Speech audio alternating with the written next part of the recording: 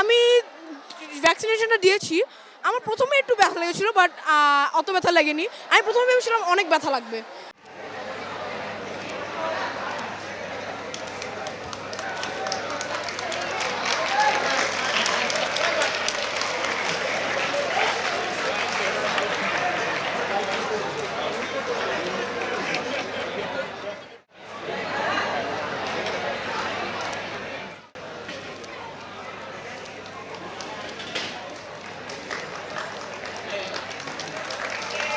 এবার ভালো হয়েছে এই জায়গায়।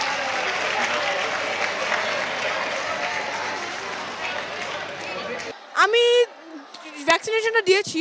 আমার ১ম এ একটু ব্যথা লেগেছিল বাট অত ব্যথা লাগেনি। আমি ১ম এ ভেবেছিলাম অনেক ব্যথা লাগবে। বাট আমার অত বেশি ব্যথা লাগে নাই টোটালি। ১ম দিকে একটু জ্বলে বাট আস্তে চলে যায়। হচ্ছে আমি একটু আগে ভ্যাকসিনটা দিলাম। এখন ভ্যাকসিনটা দেওয়ার শুরুতে মনে হচ্ছিল ভ্যাকসিন আসলে অনেক ব্যথা হবে। কিন্তু দেওয়ার পর মনে হলো যে ভ্যাকসিনটা আসলে পিঁপড়ার কামড়ের চেয়ে বেশি কিছু না।